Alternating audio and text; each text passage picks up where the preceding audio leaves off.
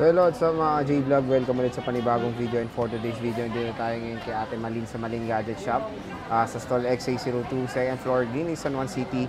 So iPhones ulit ang ating itatakil. Ito, paubos sale na to ng mga 13 Pro Max. Check natin mga available yun sila dito ngayon sa kanilang shop. Ayan, so 13 Pro Max ang itatakil natin for today's video. Stall XA02 sila. Ito yung kanilang banner, contact number, pwede nyo silang EPM sa kanilang FB page. So, hello. Hi. Kamusta? Okay lang.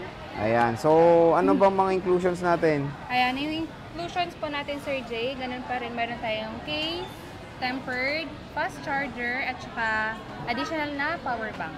Ayan. So, mode of payments, boss. Ayan, yung mode of payment po natin, Sir Jay, meron tayong cash, GCash, bank transfer. And then, meron din tayong installment na credit card, G-Gives, Pay Later, Skyro, at saka billing. Okay, ang tanong dyan, when it comes sa malayo, ano ba makakabili? Yes, pwede naman. Kapag, kapag nasa province po, pwede naman yung COP via LBC. Pero need lang po namin ng down payment. Magkano usually ang down nyo? Depende sa value po na kukunin nila, pero pinakaano po natin is nasa 3,000.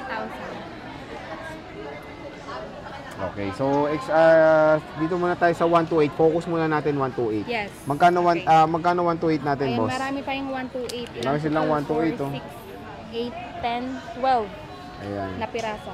So ito yung mga 128 nila. Ang kikinis, ha. So 128 128. Magkano? Ayan, yung 128 natin, Sir Jay, bukod sa naka-sale, hindi pa rin natin tatanggalin yung ating additional na power bank. Wow. Yes. Magkano? 27,000. 27,000 pesos. 128 gigabytes. Ang battery Yes life, po. ay battery health. Iba-iba, nagre-range na mga 80 pataas. Meron tayong mga 100 na palit battery, pero original. Original. Yes, yung pinalit natin. Original. Hindi local, original. At maganda pa rin ang performance, no? Yes. So at least dito very transparent sila na Yes, napalitan po. na yung battery ng unit. Siyempre maganda rin alam ng consumer. customer, yes, po. Kasi at least yung ano na laman nilang nabuksan, yung water protection wala na. So ayan yung iPhone 13 Pro Max natin. 128 gigabytes. Pero no worries, again yung pinalit nilang batteries original naman. Yes, po. Kaya yung performance bumalik kung paano nyo siya nabili ng bago. Yun yung maganda naman talaga pag napalitan na yung battery, gumaganda ulit ang performance ng device. And very acceptable na talaga ang battery ng 13 Pro Max na 80 plus. Kasi ano na to, 4 years na. Yes po, Sir diba? Jay. 4 years na siya. Pero still, napakaganda pa rin ng 13 Pro Max. Very, very powerful pa rin. Siyempre, meron tayo Shusha 6.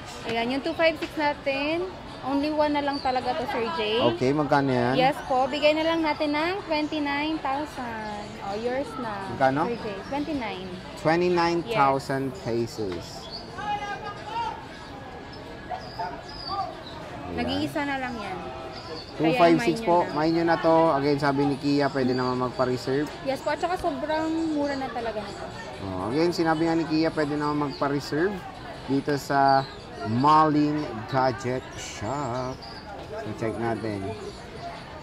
83%, nag-iisa lang to. Meron tayo at 512.